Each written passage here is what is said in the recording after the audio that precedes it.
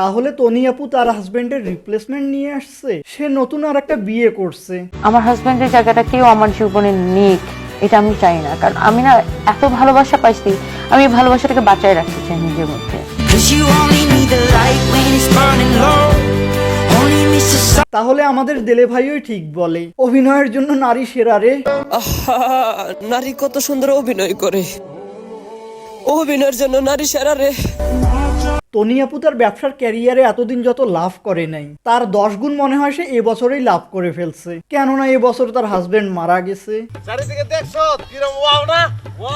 কোনো চাই না আমার হাজবেন্ড আমার আগে মারা যাক, আমি সবসময় চাই যে আমি আগে মারা যাই, তারপরেও মারা যাক। তনি আপুর আসল ভালোবাসা এও না এও না, তনি আপুর আসল ভালোবাসা হচ্ছে অ্যাক্টিং। এই যে এই ভিডিওটাতে কত সুন্দর অ্যাক্টিং করে সেটা বুঝাই দিল। মানুষজন তনি আপুকে জম্বি 2.0 বলতেছে, কেননা জম্বিদের ব্রেন ডেড থাকে আর তনি আপুর হার্ট ডেড। দেখো, হ্যাঁ আমি টাকার জন্য বিয়ে করছিলাম, আমার জামাইয়ের অনেক টাকা ছিল, এখন সব টাকার মালিক আমি। আপু খেপে গেছে এবার। আমি ডরাইছি। মানে তনি আপুকে আমি এতদিন পরি মনে করছিলাম, কিন্তু এখন তো দেখি যে সে হচ্ছে পরিমণি। তুই তো তোর বউ মারা যাওয়ার পরে 40 দিন পার করবি না, তুই তো আরেক বেটির হাত ধরে ফেলাই। হ্যাঁ 40 দিনের মাথায় বিয়ে করবে, বাট সেটা কিছু কিছু পুরুষ, আর বাকি সেই সব পুরুষ কখনোই বিয়ে করবে না যার আগের বউ তনি আপুর মতো ছিল।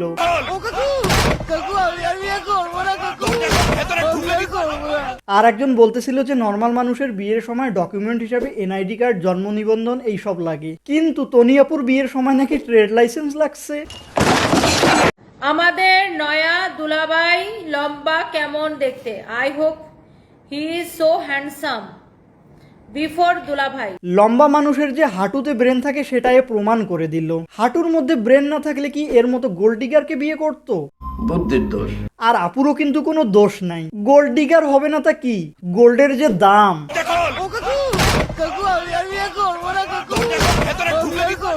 তনি আপু তোমার বেলায়ও কি প্রকৃতি শূন্যস্থান পছন্দ করে না? সাদাত ভাইয়ের কথা মনে পড়ে তোমার? আপনাদের সাদাত ভাইয়ের সাথে সংসার করছে আমি, আমার তো মনে হয় না আমার থেকে কারো বেশি মনে করার কথা। আমার সাথে সে সবচেয়ে বেশি টাইম স্পেন্ড করছে, সো আমার থেকে নিশ্চয়ই আপনাদের বেশি মনে পড়ার কথা না। মনে তো অবশ্যই পড়বে তার কথা, কেননা তার ব্যবসার প্রথম সাকসেসফুল প্রোডাক্ট তো এই সাদাত ভাই।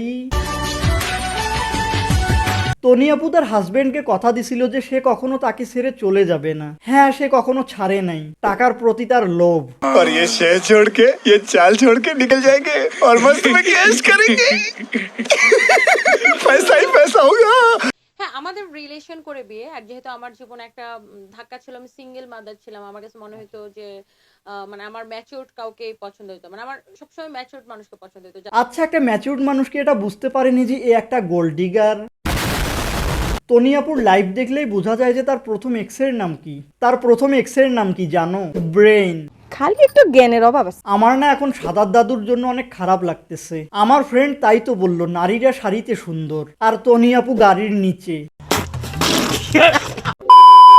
ওকে, সো ভিডিও ফিনিশড। এতদূর ভিডিওটা দেখে থাকলে লাইক, শেয়ার এন্ড সাবস্ক্রাইব করে ফেলো, এন্ড দেখা হবে অন্য কোনো ভিডিওতে।